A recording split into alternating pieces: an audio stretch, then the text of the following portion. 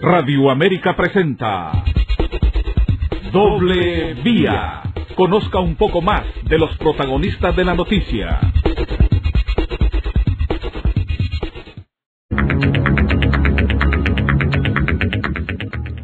Buenas tardes, auditorio de Radio América, especialmente a quienes nos siguen en este programa coordinado por el licenciado Rodolfo Colindres Geracios, quien se encuentra de vacaciones, pero ya muy pronto estará con nosotros para seguir dialogando en este espacio de una de la tarde a 2 p.m.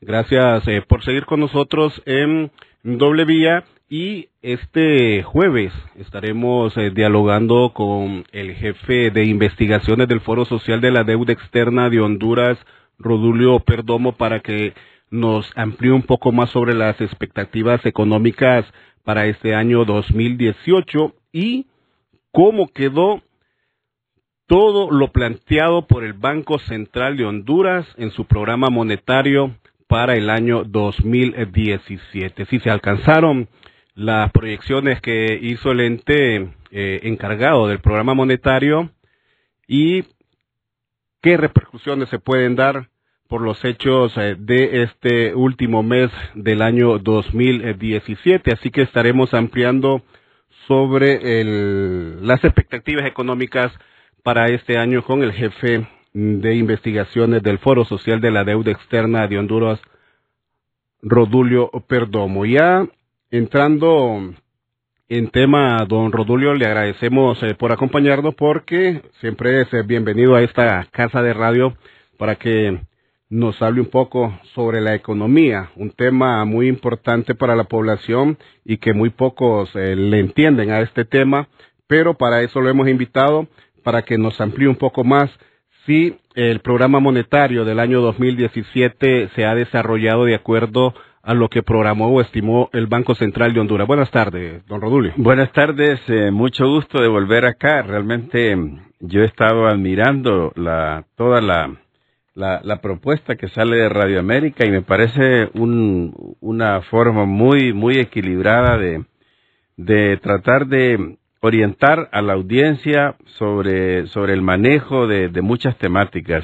Veo como a Radio América como en el medio de las tendencias, ¿no? O sea, es muy interesante, no veo que se ha extremado hacia la derecha o hacia la izquierda. Entonces, a nosotros nos parece muy interesante todos los personajes que aparecen por aquí. Nosotros grabamos esas conversaciones, esas audiencias y las integramos a nuestro quehacer de pensar y de elaborar cifras todos los días. Ya entrando en materia, podríamos decir que Honduras efectivamente antes de la crisis tenía un cumplimiento bastante aceptable en cuanto al cumplimiento de las metas pactadas con el Fondo Monetario Internacional en materia de déficit fiscal, en materia de déficit de balanza de pagos, incluso en el tema cambiario. Obviamente, todo esto podríamos decir que es un cumplimiento, digamos, satisfactorio, pero que al grueso de la población no lo siente. Nosotros que hacemos encuestas y que platicamos con la gente en la calle, se siguen quejando de la baja calidad de los servicios de salud pública, de la educación, del propio transporte público.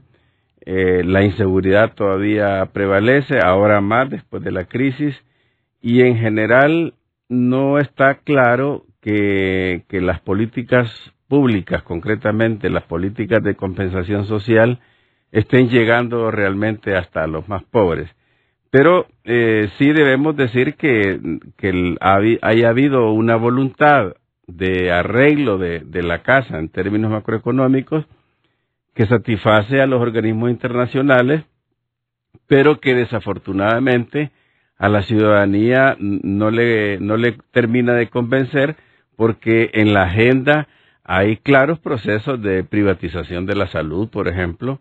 no se ha terminado de arreglar el problema del seguro, a las filas interminables de pacientes de Tegucigalpa y de los alrededores, hasta de Choluteca, de Trojes, que han venido a buscar solución a sus problemas y les dicen regresen en abril, porque no hay cita. Entonces, tenemos este mal sabor de que las políticas sociales, que la inversión pública también no ha realizado todo lo que debía realizar. Por ejemplo, muchos de los proyectos aprobados por las alianzas públicos-privadas, concretamente las compañías brasileñas que estaban haciendo el corredor seco, se han retirado por falta de pago.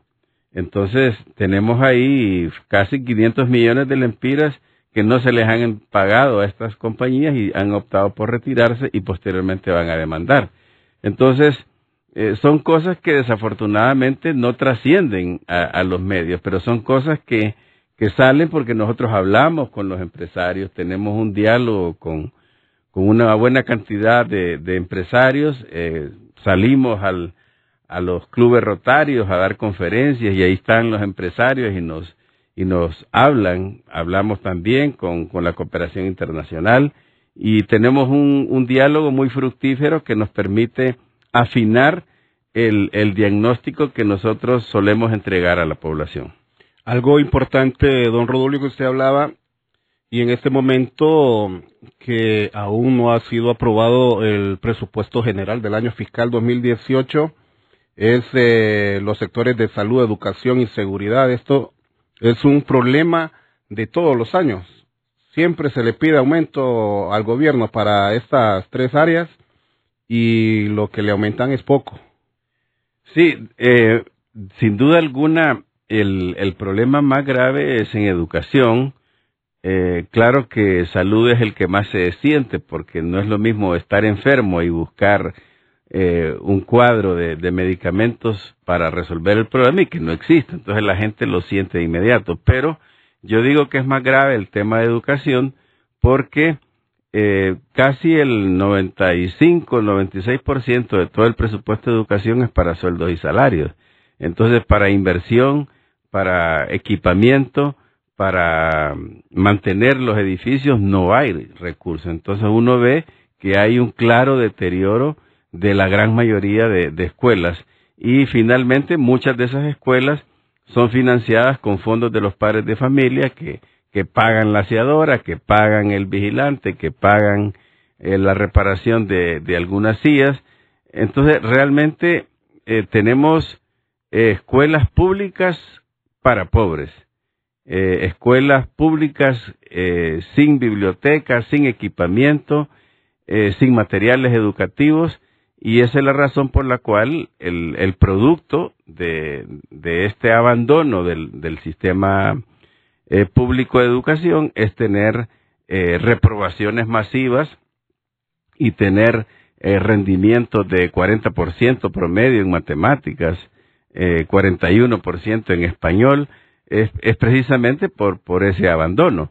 De alguna manera, también tenemos que decirlo, Ricardo, se ha abandonado las políticas universales. Se han concentrado en las políticas focalizadas hacia un grupo, que son casi 300,000 familias, pero el grueso de familias no está siendo satisfecha en sus necesidades de salud, de educación, de vivienda, de justicia, de infraestructura.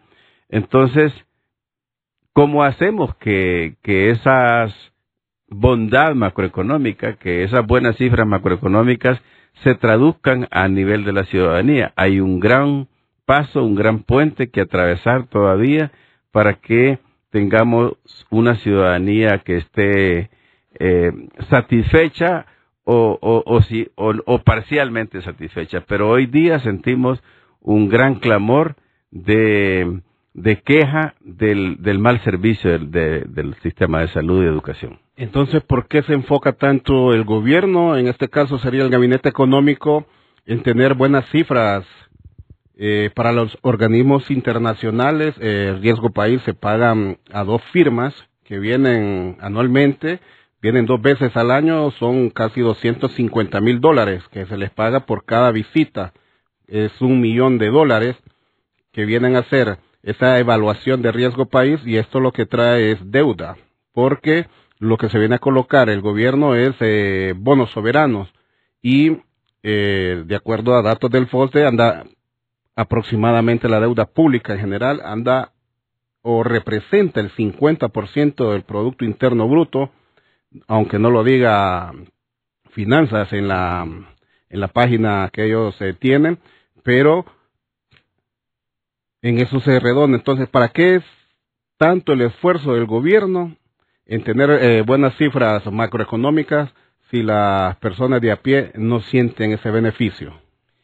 Bueno, realmente el gran tema es que simultáneamente a ese arreglo exterior de la casa macroeconómica que es Honduras, debiera existir una voluntad de arreglo al interior de la casa. Cuando viene Fitch, cuando vienen los evaluadoras, las calificadoras, no se bajan de los hoteles de lujo y desde ahí hacen las evaluaciones, pero no van a comer a la casa de los hondureños y ver qué es lo que están comiendo y preguntarle, ¿y usted por qué está enfermo? Es que no lo atienden. No, ellos vienen y les presentan unos balances, unos estados financieros, y a partir de ahí declaran que el país es elegible para más. Entonces, la pregunta es que para poder arreglar la casa, para que las mesas se vuelvan a llenar de frutas, de cereales, de carnes, de leche, para que haya felicidad en las casas, hay que resolver muchas cosas. Número 1, la corrupción. La corrupción es un tema irresoluto en el país. Existe corrupción en todos los sectores. O sea, no podemos decir que haya un sector de la actividad pública donde no esté ese flagelo. La corrupción está viva y coleando. No importa si está o no está la MASI o el Consejo Nacional Anticorrupción, ahí está. Y después de la corrupción está la impunidad.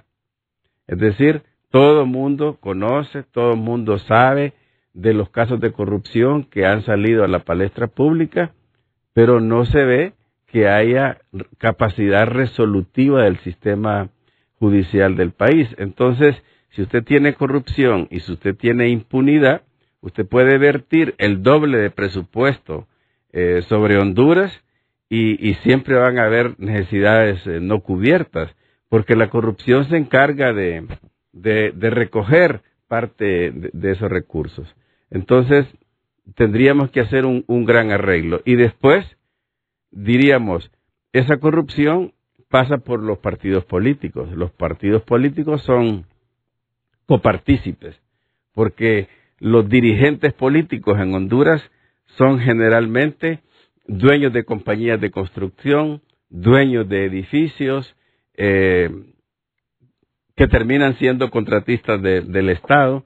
Entonces, realmente el problema que estamos enfrentando en Honduras no es un problema del porche, no es un problema del jardín, es un problema de los cimientos. Los cimientos, no tenemos un Estado de Derecho, no tenemos un marco legal apropiado. Aquí la Constitución se viola cuantas veces se quiera. La crisis que estamos padeciendo es justamente una crisis de la contradicción entre la casa bonita por fuera y el infierno que hay por dentro.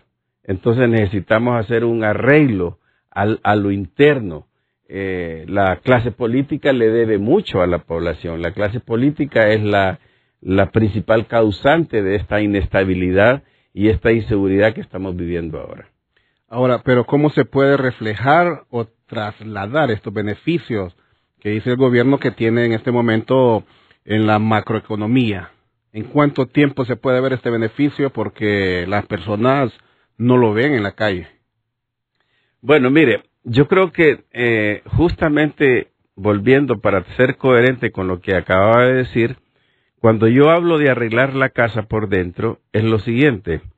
Nosotros tenemos todos los eneros, en este mes de enero, un supuesto arreglo entre la clase empresarial y la clase obrera y sindical para establecer los nuevos salarios mínimos. Desde 1973 al día de hoy estamos haciendo este ejercicio. Este ejercicio es un ejercicio inútil. ¿Por qué es un ejercicio inútil? Porque el salario mínimo en Honduras es antimérito. Está en contra del mérito. ¿Qué quiere decir eso? Que en la conformación actual del salario mínimo, usted dice, una empresa que tiene 10 trabajadores, 8,000 lempiras. Una empresa que tiene 30 trabajadores, 8,500. Y una empresa que tiene 151 trabajadores, 9,420. ¿Qué es lo que determina el salario mínimo? Es el tamaño de la empresa. ¿Cómo se determina el salario mínimo en otros países como Costa Rica, Colombia, México? Es según el mérito. Si usted tiene poca escolaridad, gana poco. Si usted tiene media escolaridad, gana un salario medio. Si usted tiene alta escolaridad, gana bastante. Pero ¿qué es lo que tenemos en Honduras? Si usted entra como analfabeta a trabajar al sector agrícola, 8,000 lempiras. Si usted tiene un título de egresado de una escuela agrícola a nivel medio, le pagan 8,000 lempiras. Y si usted lleva como ingeniero agrónomo, también le pagan 8,000 lempiras, porque no está violando la ley el empresario que lo contrata, porque la ley dice, si este me acepta los 8,000 lempiras, macanudo, no es un acto ilegal. En cambio, en Costa Rica, el salario más bajo son $400. El salario mínimo de en medio es más o menos $650. Y el salario alto de los egresados de la universidad, $1,400. Entonces, con ese sistema se produce el ascenso social. Usted se sacrifica 17 años en escuela, colegio, universidad, y al final tiene un premio, y el premio es que gana $1,400, $1,500. Pero no es el caso en Honduras. Yo le aseguro que hay periodistas egresados de la universidad que están ganando 10,000, 11,000 lempiras. No digamos médicos, no digamos ingenieros. Yo tengo amigos que tienen sus hijos que acaban de egresar de ingeniería civil hace año y medio y me dicen están trabajando ganando 10,000 lempiras. Entonces tenemos un sistema de remuneración que condena el mérito. En este sentido, ese es el arreglo que hay que hacer. Por eso es que la juventud salió a las calles, porque en Honduras los jóvenes no encuentran satisfacción a sus expectativas. Se han sacrificado para tener buenos salarios, pero usted va a encontrar, vayamos ahorita a los call centers, que son las maquilas de servicios que lo dan hondureños que son bilingües. Vamos y preguntemos cuánto ganan. 10,000 lempiras, 9,000 lempiras. Y son odontólogos bilingües, ingenieros civiles bilingües que no encontraron en el mercado una actividad que les pudiera calzar con su ocupación y sin embargo están ganando estas cifras. Yo quisiera que los padres de familia llamaran por teléfono para denegarme a mí, que me digan, no, usted está equivocado, mi hijo se acaba de graduar y está ganando 22,000 lempiras. Mire, el extremo más grande, el programa Vida Mejor está contratando médicos por 6,000 lempiras. Y médicos que tienen 3 años de no trabajar están agarrando esos empleos de 6,000 lempiras. Entonces, estamos produciendo trabajo precario. El trabajo precario produce frustración, produce ira, produce desasosiego. Entonces, no tenemos paz. Es decir, ¿cómo es que yo estuve 22 años de escuela, incluyendo escuela, universidad y colegio, y estoy ganando 6,000 lempiras? Nadie se preocupa por cambiar la metodología de medición para que estas personas puedan tener un salario digno. ¿Sabe por qué nadie se preocupa? Porque los que van a negociar son los mismos. Los que van a negociar son dirigentes sindicales que viven en San Ignacio, que tienen grandes ingresos por las transferencias que el gobierno le hace a las centrales obreras, a las centrales campesinas. Esos son los que van a negociar. Y usted los va a ver que andan en BM, en Porsche. Usted no me va, y hay unos criadores de caballos también. Hay dirigentes obreros que tienen en sus haciendas caballos peruanos, caballos árabes. Entonces, ¿cuál es la preocupación de ellos de generar una negociación que satisfaga realmente a la juventud que se esfuerza por salir adelante? Son dirigentes obreros sin trabajar. Dirigentes obreros aburguesados, apoltronados, cercanos al poder y beneficiarios de las canonjías del poder. ¿Y el FOSDE ha hecho alguna recomendación, en este caso, a la Secretaría de Trabajo para que se cambie esta metodología? Nosotros tenemos ya casi año y medio de estar lanzando documentos y estar yendo a hacer declaraciones, conferencias sobre la necesidad de hacer este cambio. Solo les digo, vayan al Ministerio de Trabajo de Costa Rica y ahí están el listado de todas las ocupaciones, cuánto debe ganar una trabajadora doméstica, cuánto un ayudante de mecánica, cuánto un mecánico con experiencia, cuánto un mecánico 2, pero no hay lo que llaman voluntad política, ni la tienen tampoco los dirigentes obreros, porque si los dirigentes obreros llegan con una propuesta de este tipo, van a decir, ¿y qué pasa? Le pagamos para que siga haciendo lo mismo. Entonces realmente es una crisis de representatividad que tiene la sociedad. No creo que los jóvenes egresados de las diferentes universidades estén bien representados por estos dirigentes. Yo quisiera más bien que ellos estuvieran autorrepresentándose. ¿A qué llegan las reuniones entonces cuando se está negociando el salario mínimo? ¿A comer y a beber?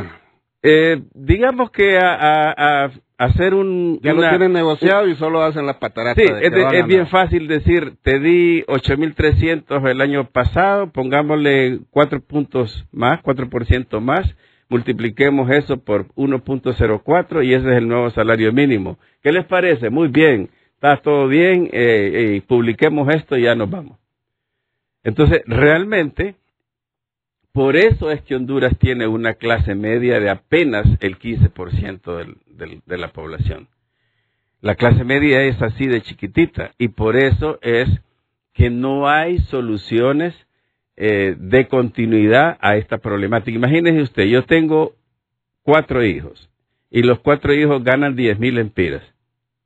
¿Se van a querer salir de mi casa a buscar un hogar donde tienen que pagar 8.000 de alquiler, 2.000 de internet, 3.000 de electricidad? Cuando empiezan a hacer la suma, dicen, no me alcanza para tener un estilo de vida más o menos decente. Entonces, ¿qué hacen? Se quedan. Los hijos de la clase media están ahí, anidados, ya tienen 30 años, no se quieren casar porque no quieren abandonar el bienestar que han logrado sus padres.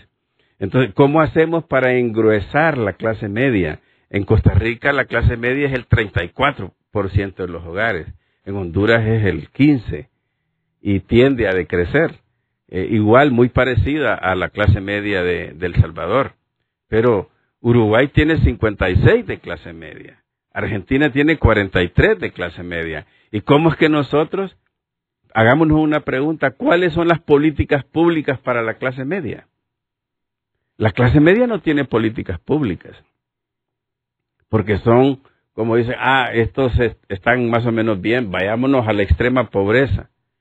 Y ahí en la extrema pobreza no les ajusta la plata y entonces agarremos solo 300.000 y fingimos que le damos esto y fingimos que le damos lo otro y nos tomamos la foto.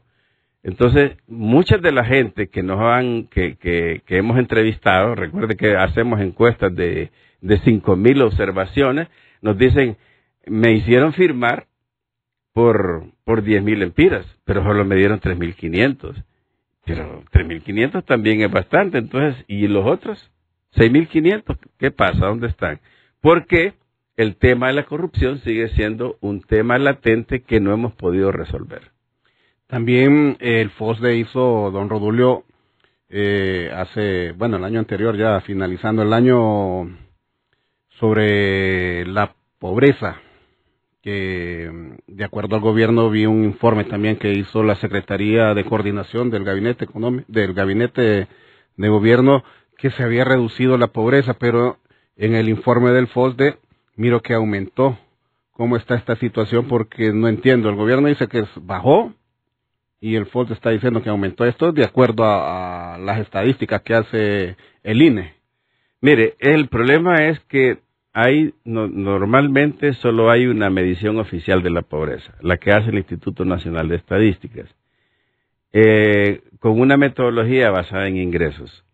Hace unos 3 años el gobierno adoptó la metodología del índice multidimensional de pobreza, pero no lo hace el INE. El INE es solamente un participante, lo hace la Oficina de Estrategia, donde está el Hernández Alcerro, y está a cargo de la licenciada Magdalena García.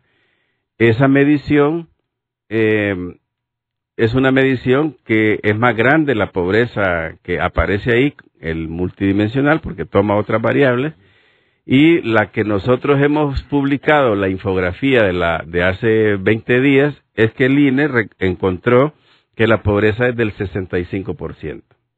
O sea que subió 3 puntos. En base a la metodología que normalmente ellos hacen. De esos 2 esfuerzos, están los esfuerzos que nosotros hacemos. Hemos hecho 2 encuestas y estamos tratando de preparar otra que también toma en cuenta muchísimas variables más de las que no toma en cuenta el INE. Nosotros tomamos en cuenta, por ejemplo, el gasto en alimentos, si la persona fuma, si la persona bebe, si hay familiares que han viajado al exterior, si se reciben remesas, sumamos todos los ingresos de los hogares y tenemos otra, digamos, panorámica de la pobreza. Hemos visto la pobreza de varios métodos, pero en general lo que arrojan la medición del INE, la medición del índice multidimensional de pobreza y la que nosotros hacemos, es que tenemos un país estancado socialmente, con una línea de pobreza alrededor del 60% de los hogares y con un 40% de pobreza extrema. Y ahí arriba estaría la clase media y la clase alta. En lo que yo le refería a usted, son mediciones que ha hecho el Banco Mundial, donde habla de clase alta, que la sitúan para ingresos de $50 per cápita diarios, sería la clase alta, de 10 a 50 la clase media, y la clase vulnerable de 5 a 10, y las que tienen menos de $5 serían las clases ya más pobres. Entonces, la clase que ellos llaman vulnerable es la que está arribita de los $5, pero que no es suficiente para financiar un estilo de vida digno y decente. No importa la medición, pero todo apunta de que la pobreza... Bueno, basta con salir al Parque Central y ahí se ve el desempleo y ahí se ve las tiendas de ropa usada donde ya está llegando la gente pobre a comprar zapatos, a comprar calcetines, a comprar prendas de vestir, porque sus ingresos son muy pequeños para comprar ropa nueva. Sí, abundan las tiendas de ropa usada en el centro de la capital, porque yo paso a diario por ahí. Bueno, y también pasé por la Plaza Morazán y sentí el malestar de la población que se lleva platicando en esa zona, porque donde está la estatua del general Francisco Morazán les han quitado un borde y ahí se sentaban a platicar y pasar el tiempo, y esas personas se molestaron porque hicieron eso. Son las personas que están sin empleo en este momento, pero la mayoría son personas de mayores de 40 años que no son contratadas fácilmente por la empresa aquí en nuestro país. También, don Rodulio, ya hablando de la pobreza, el salario que se le da a la población aquí en nuestro país, de acuerdo a la proyección que hizo el Banco Central en su programa monetario, se va a cumplir Mire, en el 2017. Yo escuché algunas declaraciones del presidente del Banco Central. Algunas nosotros las compartimos y otras no. Yo voy a razonar, voy a argumentar por qué no compartimos algunas cosas. Mire, Honduras viene de cerrar un banco a finales del 2015, un banco que producía riqueza, que generaba préstamos. Y a ese banco les incautaron mucha riqueza, muchas propiedades. Posteriormente, en el 2016, tuvimos el desmonte. Se fue desmontada la actividad de narcotraficantes que operaban en todo el norte. Y solamente recordar que esos narcotraficantes tenían haciendas, tenían vacas y producían leche y muchos activos. Toda esa riqueza era sumada como PIB. Economía subterránea. Sumaba, es decir, ellos vendían leche al Azula y a todas las empresas que procesan la leche, y vendían carne, y tenían empresas constructoras y hacían contratos con el gobierno, hacían edificios en Patuca, es decir, formaban parte de eso. Entonces se desmontó todo eso y al PIB no le pasó nada. Se inundó con el huracán María muchas zonas del norte del país. Los que se dedican a la palma africana también declararon que habían perdido muchos millones porque se había inundado y no habían podido sacar la producción, y al PIB no le pasó nada. Hubieron muchos eventos, no estoy hablando todavía de la crisis de las elecciones, ¿no? Que vimos que el mejor mes del año, que es diciembre, se vinieron abajo las ventas por los disturbios que fueron generados, y al PIB no le pasó nada. Entonces, eso creo yo que debiéramos transparentar la forma de cómo se mide el PIB. Está bien que nos digan, sí, produjimos 10 millones de sacos de café, tantos millones de sacos de azúcar, pero no solamente es eso. Recuerde también que están los precios. Nosotros veníamos de precios de 180 dólares el saco de café y cayó a 130, y al PIB no le pasó nada. Es decir, estamos vendiendo café a 130 dólares desde octubre, y al día de hoy, que ya estamos en el 2018, seguimos vendiendo con precios deprimidos. ¿Y qué dicen los cafetaleros? No sacamos ni siquiera para los costos de producción, y al PIB no le pasó nada.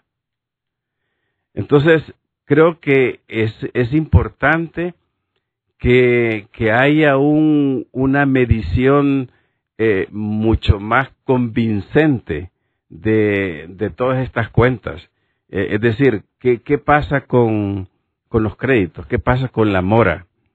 Es decir, todas estas situaciones hacen que muchas personas no puedan honrar sus préstamos, y al PIB no le pasa nada.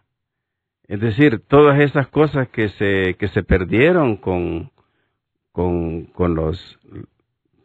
las turbas que llegaron a abrir almacenes y sacaron refrigeradoras y estufas y todo, son pérdidas. Es decir, pérdidas del stock. Entonces creo que hemos llegado a un punto en que lo que prevalece es la desconfianza.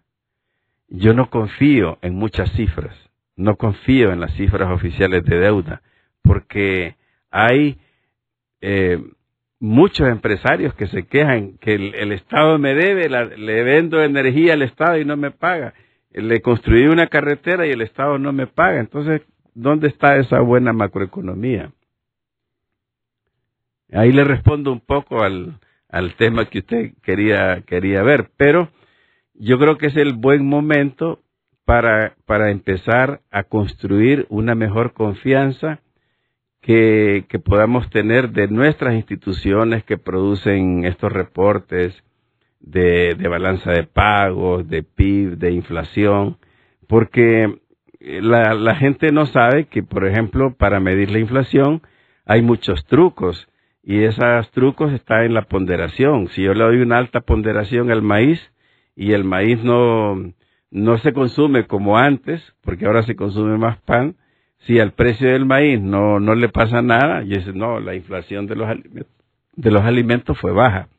En general, pues lo que le quiero decir es que hemos venido generando desconfianza en la capacidad que tienen las instituciones de decirnos la verdad. ¿Por qué? Porque tenemos una ley de los secretos.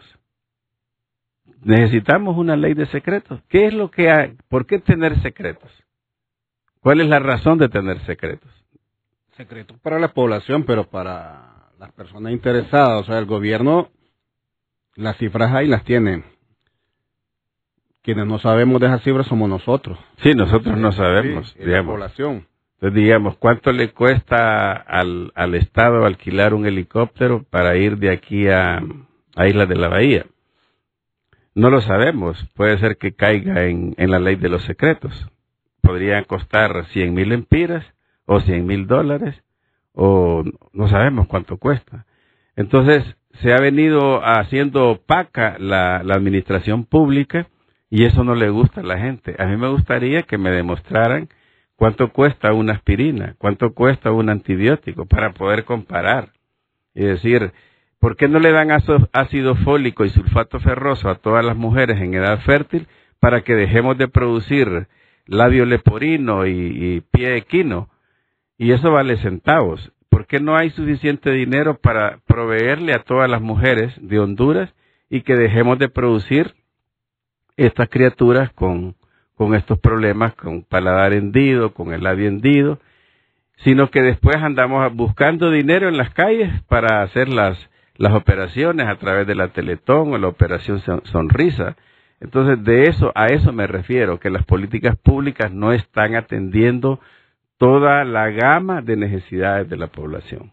Hablando de transparencia, don Rodulio, en ese momento, ¿en cuánto ronda la deuda pública de nuestro país, deuda interna y externa? Porque la Secretaría de Finanzas tiene una cifra y hemos observado que el FOSTE tiene otra cifra. Mire, ese es un tema muy interesante. Nosotros consultamos el Consejo Monetario Centroamericano, el Banco Central, la Contaduría General de la República y las propias cifras de CEFIN. Y contundente le puedo decir que no cuadran.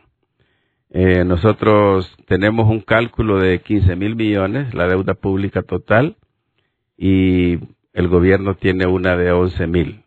Entonces, con 11,000 dividido entre el PIB me da 49.5, pero si yo digo 15,000 entre el PIB me da casi 75% del PIB.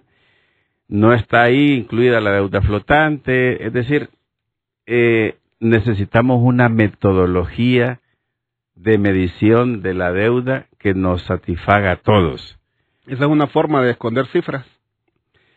Pues podríamos pensar que hay operaciones que le llaman fuera de balance, que es como que usted diga, yo voy al banco y el banco le dice, ¿usted a quién le debe? No, yo le debo al banco X, al banco Y y al banco Z, pero usted le debe a su papá y a su mamá que le prestaron 1,000,000 de lempiras. Esa deuda no la dice. Entonces usted refleja la deuda que se puede comprobar. Entonces yo creo que también los estados, también las administraciones públicas de todos los países, oiga bien, porque Dilma Rousseff salió por generar informes falsos. En todos los países hay una fuerte tentación a no decir la verdad. Entonces, por ejemplo, nosotros quisiéramos una fijación transparente del tipo de cambio y vemos que nosotros van creciendo las reservas internacionales y el tipo de cambio se sigue depreciando, cosa que no ocurre en Guatemala y no ocurre en Costa Rica, porque hay una fijación más transparente del tipo de cambio. Viendo la página del Banco Central, el precio de referencia hoy está en 23.58.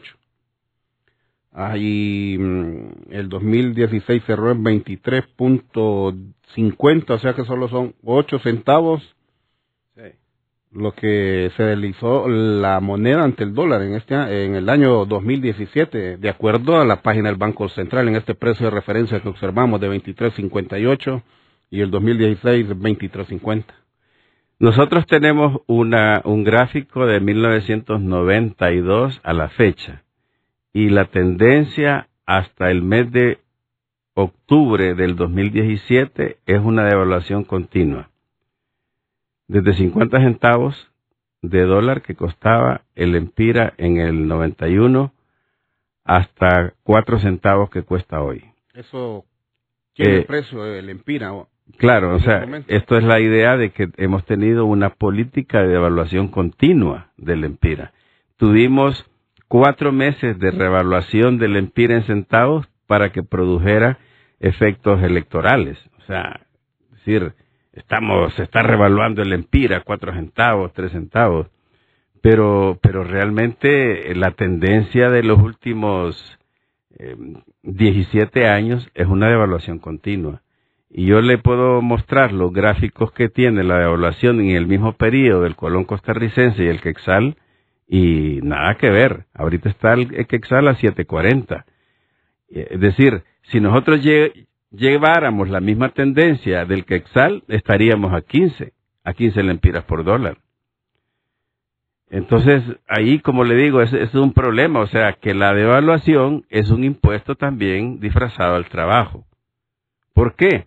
Porque a nosotros nos pagan con lempiras.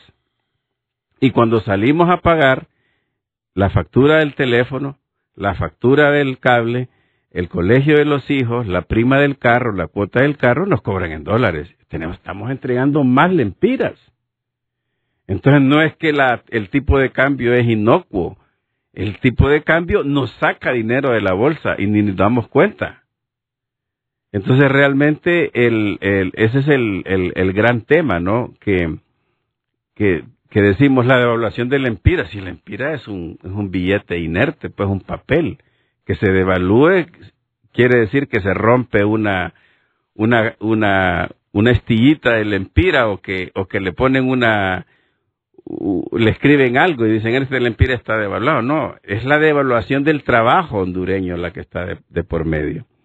Entonces, hemos estado devaluando persistentemente el Empira y esa es la razón por la cual la gente se queja cuando va a la farmacia, va al súper y compra la leche importada, le cuesta mucho más que el año pasado.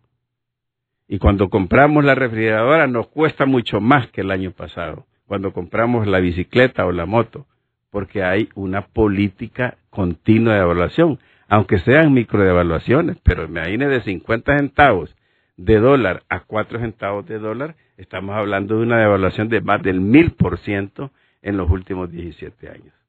Esto va en referencia también, don Rodulio, a las reservas internacionales, porque usted hablaba de que esto viene en concordancia, pero mirábamos también aquí en la página del Banco Central que las reservas brutas en el 2017 llegaron a 5.082 millones y en el 2016 a 4.779. Bueno, ese es un dato interesante, Ricardo. Nosotros estamos importando 11.000 millones de dólares cada año y si tenemos 5.000 millones quiere decir que tenemos suficiente dinero para financiar 5 o 6 meses de importación, cuando el límite ha sido 3 meses. ¿Y sabe por qué tenemos esas reservas? Porque los hondureños de ultramar han estado enviando más dinero que el que normalmente envían.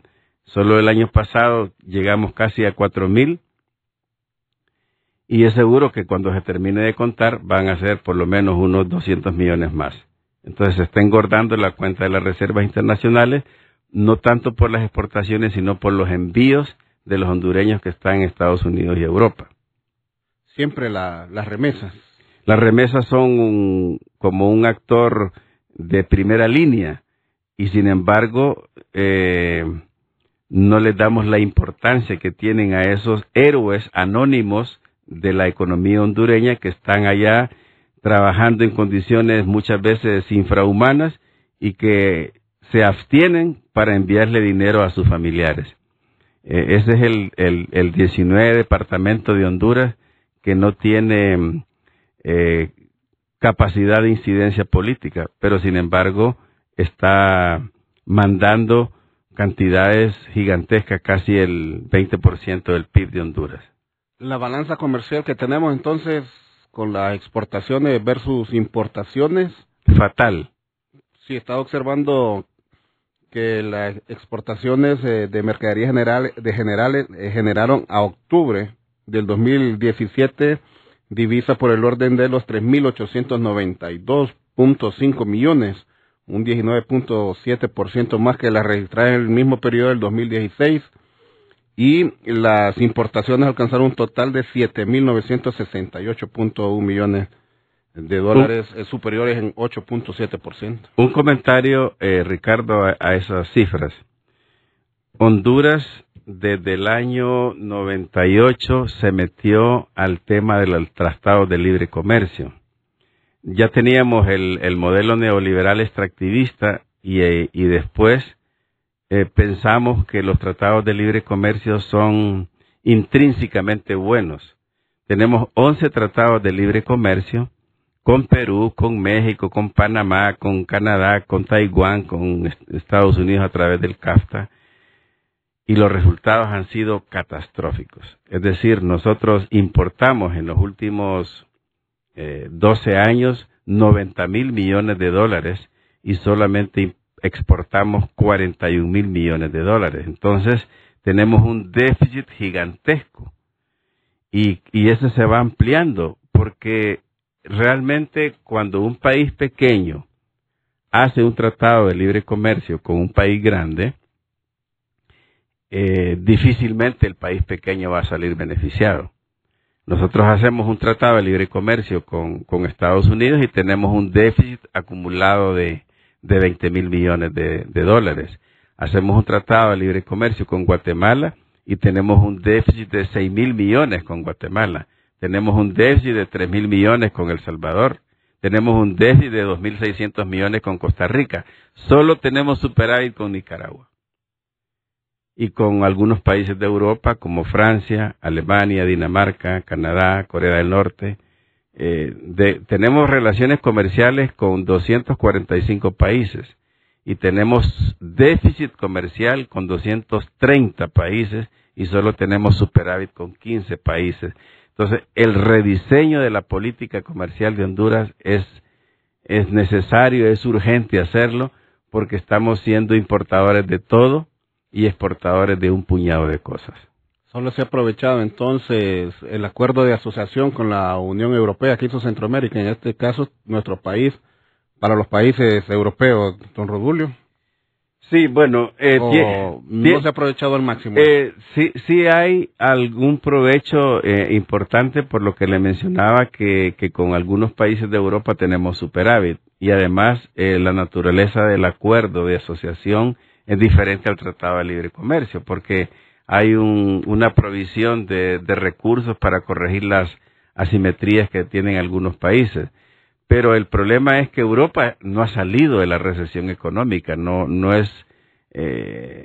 está creciendo a menos del 1%, 1.2%, y está esperando que China vuelva a arreglar sus problemas y que Estados Unidos salga también de la economía mundial no anda bien. Le doy una cifra para que usted vea la magnitud de la crisis internacional.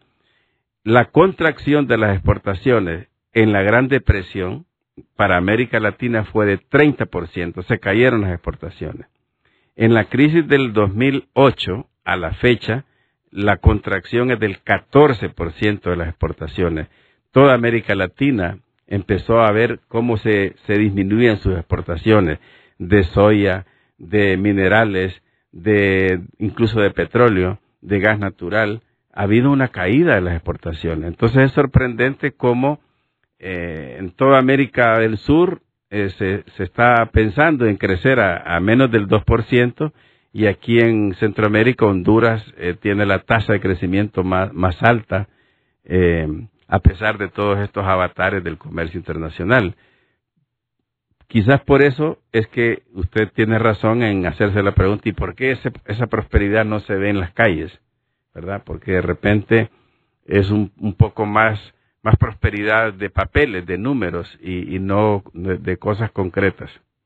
Don Rodulio, ya estamos casi a tiempo, entonces, para aprovecharlo estos últimos minutos y viendo toda esta explicación que nos ha dado, muy sencilla, entendible, ¿qué se le espera a nuestro país para este año 2018 con las cifras macroeconómicas o las expectativas económicas de este 2018 a nuestro país, viendo también la situación que se avecina, porque la situación política no está muy bien en este momento y que podría afectar lo que es el tema económico? Buena pregunta. Mire, Ricardo, nosotros teníamos aproximadamente 1.300 millones de dólares de inversión extranjera directa en el 2014. Bajó a 1.000 millones en el 2015, bajó a 900 millones en el 2016 y seguramente en el 2017 la cifra va a ser mucho menor. De esa inversión extranjera, el 70% es reinversión de utilidades. Llegadas netas de capital fresco nuevo no tenemos en gran cuantía, porque Honduras no es un destino apreciable, un destino atractivo. ¿Por qué? Por lo que ya sabemos. Tenemos un país sin Estado de Derecho, con una gran incertidumbre, no se sabe quién es el presidente todavía, hay crisis en las calles, quema de llantas, eso es veneno para atraer la inversión extranjera. Entonces no esperemos que en el 2018 van a venir los inversionistas alegres, hagamos el ferrocarril interoceánico en Honduras, construyamos las sedes, este es un país lindísimo para invertir. No esperemos eso, esperemos que siga cayendo la inversión extranjera directa hasta que arreglemos bien la casa, va a volver la inversión extranjera directa. Ese es un tema central. El otro tema central es, uno de los productos que mejor reparte la riqueza es el café.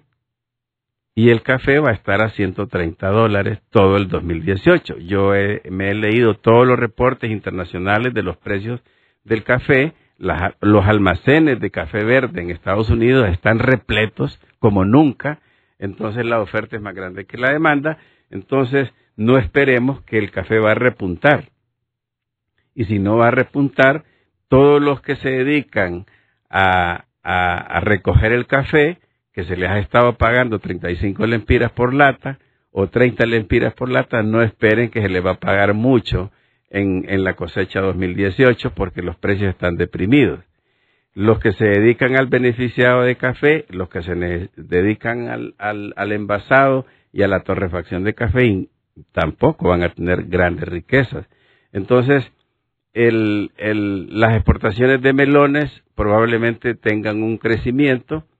Las exportaciones de metales, el oro está cayendo de precio. Recién en los últimos 2 meses ha mejorado un poquito, pero el precio histórico del oro, alrededor de $1.300 la onza, está a 1.225. La plata también está por los suelos. Y entonces no tenemos un marco externo favorable para el crecimiento del comercio internacional de Honduras.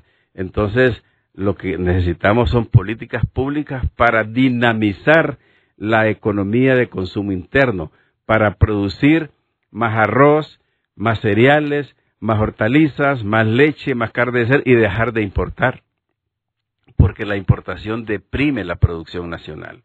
Entonces necesitamos verdadero acceso al crédito por parte de los productores de carne de cerdo, de carne bovina. Entonces es un replanteo, pero con el panorama internacional no parece que la cosa va para bien. Probablemente Maquila va a seguir exportando bastante parecido, esperemos que así suceda, pero también recordemos que el país necesita terminar todos los arreglos infraestructurales que se había propuesto. Necesitamos pagar la energía fotovoltaica a precios competitivos, no a como lo estamos pagando. Necesitamos arreglar la situación de la ENE, que es un monstruo que no termina de arreglarse. Entonces, los desafíos son grandes, pero lo más importante es poder tener un acuerdo político de amplio espectro para construir una paz duradera que nos dé certidumbre y que nos volvamos en personas predecibles, que hoy decimos una cosa y que mañana decimos la misma, no que hoy decimos una cosa y que mañana cambiamos, porque eso es lo que nos ha generado. Los agentes políticos no son predecibles, son impredecibles. Yo recuerdo el actual presidente decía, voy a estar 4 años, en enero del 2018 estoy entregando la CIA, y no pasó eso. Entonces la clase política tiene también que hacer un cambio importante para que podamos pasar de la incertidumbre a la certidumbre, que sería un poco la paz social y la armonía que necesita el país. Esto de una forma inmediata. Eso es de inmediato. En 20 días plazo tenemos que lograr un gran acuerdo de amplio espectro, le digo yo, porque no solamente reconocer que ganó fulano, que ganó mengano, sino arreglar el Tribunal Supremo Electoral, decidir qué hacer con esa clase política minúscula que se presenta en todos los torneos electorales. Le entregan 28,000 credenciales y sacan 3,000 votos.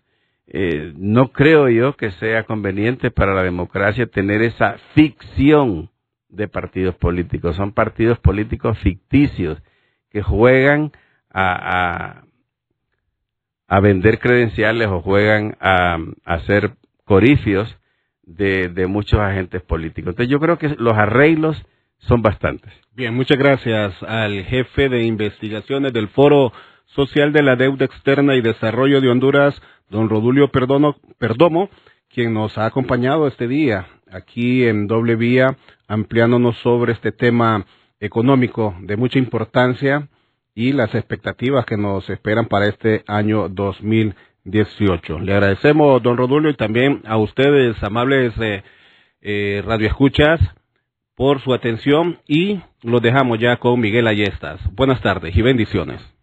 ¿Cansado? Toma Serenerbón. Radio América presentó Doble Vía, su sitio en el dial con los protagonistas de la noticia. Suscríbase al podcast de Doble Vía desde su dispositivo Apple y sintonícelo en cualquier momento.